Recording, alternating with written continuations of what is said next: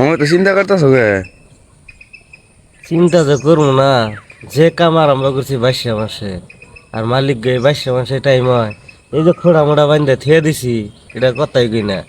আরো 10টা খোড়া বহান লাগবো, 2টা খোড়া অলরেডি বহাইছি। আর খোড়া গাত্তার যেটা পরিস্থিতি দেখলে চোখ দিয়ে মানুষের পানি এলকে বেরোবো। আমি তো টেনশনে, মানে এমন টেনশনে পড়ছি, আর না কাম ছাড়া হারি না করা হারি।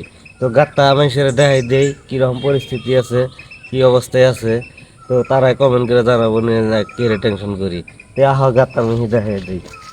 এটাই আমাদের সাইড। তো এই সাইডে মানে আমরা কাম করতেছি 2 দিন ধরে।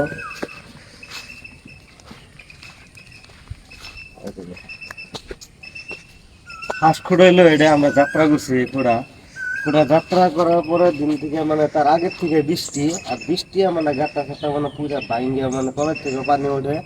মানে অল্প ফুটলে, মানে 3-4 ফুট ফুটলে পানি বেড়ে যায়। আর পানি বেড়ানোর পরে মানে কমপ্লিট গাঁটা মানে চতুর সাইডে থেকে ভাঙ্গে চিরা। সেই জন্য আমি এরকম পরিস্থিতি এসে হইতাছে। এখন কি করবো না করবো উপায় পাইতেছি না। তো টেনশনে মানে দিশা হারা হয়ে গেছে গা। তারপরে নেক্সট গাঁটায় যে কালকে আমরা খুঁজে মানে এই গাঁটাটা বহাইছি। বহানোর পরে কি অবস্থা হয়েছে দেখেছি আপনারাই, দেখছে কি পরিস্থিতি। গাঁটটা ঢালাই বালাই করার পরে রাত থেকে ভাঙ্গে একবার সুতমি থেকে ভাঙ্গে পড়ে রয়েছে। সেইরকম পরিস্থিতি হলে কাম কেমনি করবো আর কি রকম করে মানে শুনবো, এটাই মানে টেনশনে মানে ভালো লাগতেছে না। কাম তো নিয়ে হইলাম 22 মাসে, এখন কিভাবে করে কামটা উড়ামো সেই চিন্তা করতেছি। তুমি দেখো চিন্তা করো গে, চিন্তা করুম না। ইম্পুদের লেবার 2টা আবার রাত্রে পলাইছে, কিরকম জ্বালা। তো শালাকেও অ্যাডভান্স দিয়ে কামে নিয়ে আহি, নেওয়ার পরে কি করে 2-1 দিন কাম করে করার পরে অ্যাডভান্স মানে শুরু দেওয়ার আগেই 4-500 পাওয়ারই থাকি, তখন মানে পলায়। তো আমরা গেছি বাজার করবার নিকে, ইমুরদের সাইডে আগে দেখি লাগেজ টাগেজ সব নিয়ে বেড়ি ফেড়ি নিয়ে গেছে গা, পলাই গেছে গা। পয়সা হতে তো নিছে কি? 500 পাই। হ্যাঁ, 2 জনে 2100 নিছাল। 2 দিন কাম করছে, 2 দিনে মানে 4টা হাজিরা 1600 কাটা, আর 500 পাবারই আছে।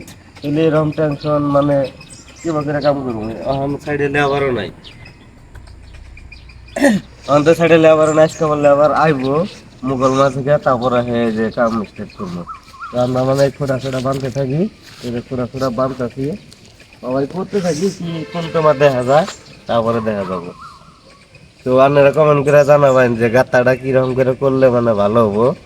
যদি আপনার কাছে যদি সমাধান থাকে তাহলে আঙ্গো কমেন্টে জানাই দিবেন কিরকম করে গাত্তাটা ফুটানো লাগবো।